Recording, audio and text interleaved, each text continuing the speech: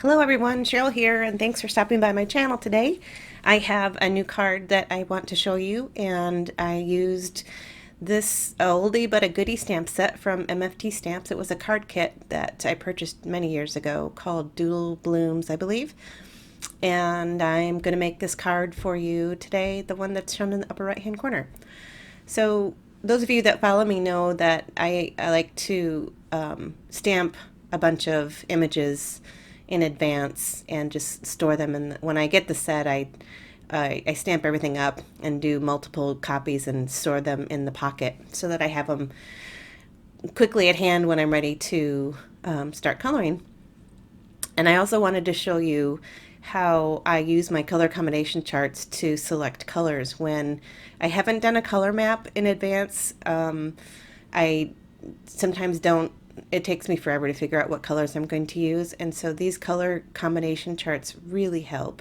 And I just wanted to show you how I use them. And you can get the download of the color combination PDF file from Sandy Allnock's site. It's a free download, and all you have to do is register your email with her, and you can get them for free. So I selected the pink and the orange color combinations, and I'm just going to get to coloring this large daisy bloom on the left. And I usually start light to dark. This time I didn't. The deep red fuchsia color scares me at times because you have to be pretty careful to stay in the lines. So I chose to start with the darker pink first, and then I'm going to speed this up for you so that you're not bored watching. It's pretty tedious coloring, and there's nothing terribly technical about coloring these flowers. I don't really even do that much blending, so I have sped this up and just trying to be very careful and stay in the lines, which can be challenging. And if you do go outside the lines, you can try that trick with the zero blender and try to push the color back in, but I've not been successful with that technique using red. Red just, it almost makes it worse. I tried it the other day again and had to trash it and start all over. Anyway, I'm going to show you one more time how I use the color charts to pick out the colors for the next flower. And I just basically just use it for reference, and I flip through and I'm thinking I probably wanted to do this next flower in like a blue or purple combination. So I pull out the purple chart, and then I have the blue one handy right here.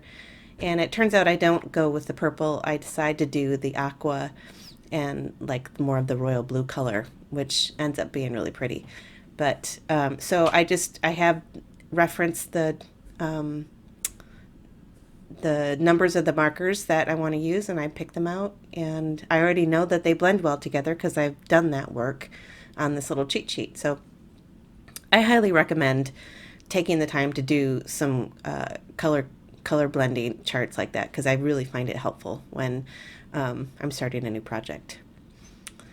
Here again, I'm going dark to light, and I didn't get the level of contrast that I really wanted with the blue-green color, and so I keep going back in with the darker one, trying to enhance it. Eventually I give up and I just move on to the blue, but it actually turned out pretty good, so I love that color combination.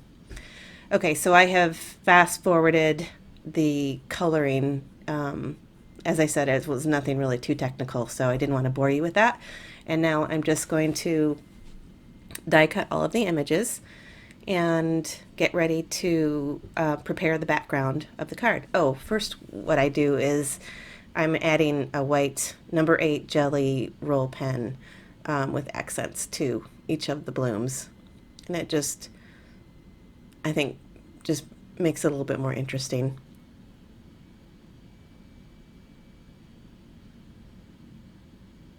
They would be fine, by themselves if you don't have the white gel pen, but I just like the little extra detail, and I don't end up putting anything on the leaves, so I leave those just colored plain.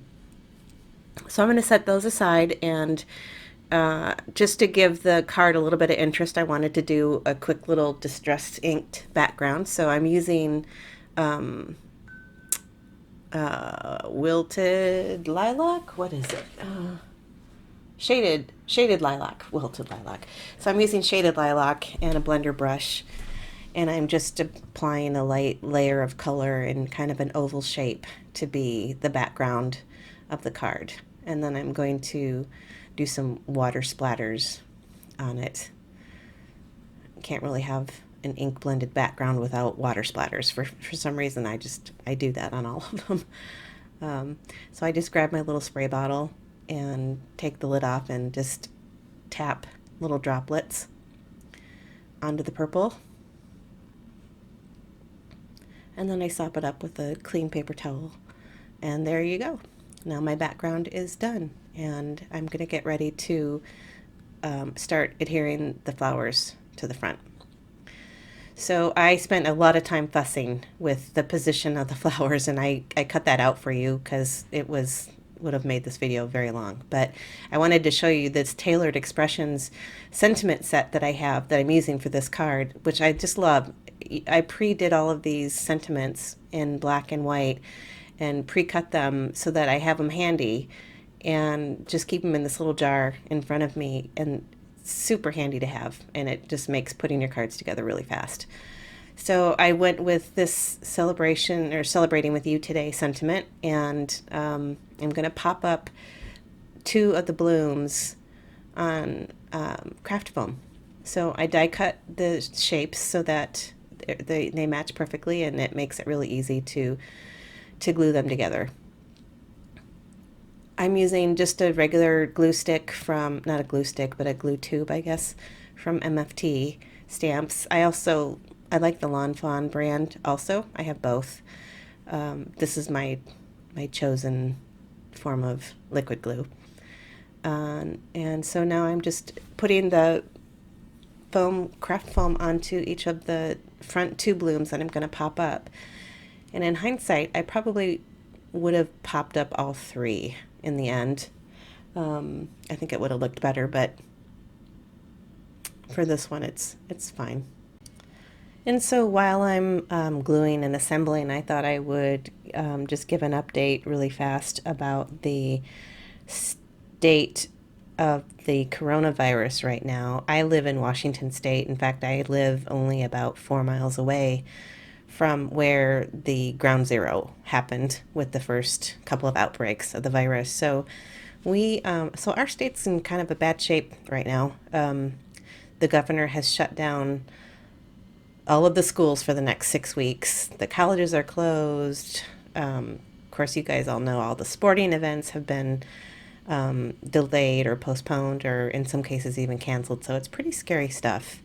My husband and I are both at home all day long. His office closed as well. And so we've been together all week and probably for the next several weeks. But it makes me very happy to have this craft and this hobby to keep me busy and not going completely crazy, being housebound. And we do get out a little bit, but we're very careful and just trying not to, even if we did contract something, we're just trying not to, infect somebody else that is maybe less healthy. So, and anyway, I rambled all through the assembly of the flowers, but it was just gluing them down. And so now I have a card base, which is 110-pound Nina Solar White, and I'm going to trim up the card panel so that it leaves a little bit of a border when I adhere it to the white card base.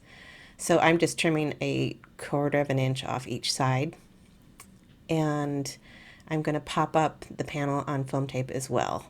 So I'm just marking and cutting a custom piece.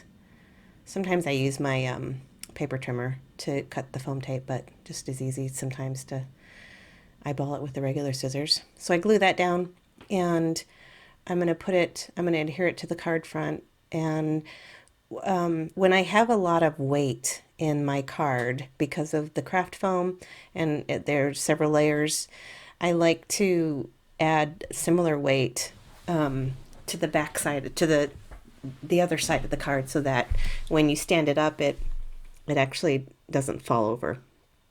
So I'm going to put another piece of 110-pound cardstock that I die cut using a wonky rectangles border, and I'm going to stamp it up with this cute little sentiment that I got from, oh shoot, I have to pull it out and see, I can't remember, from Funny Bones.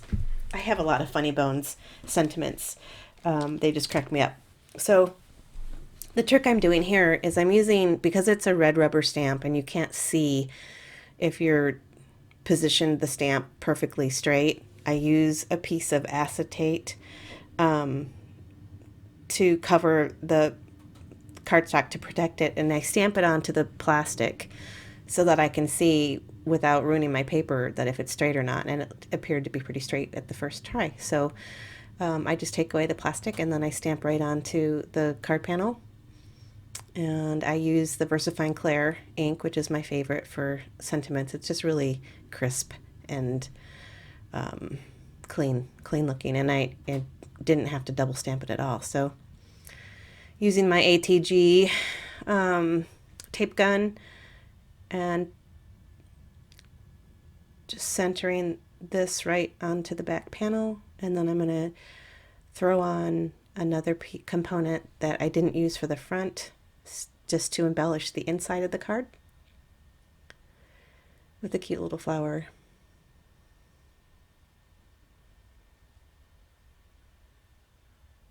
And I think that adds a nice touch as well.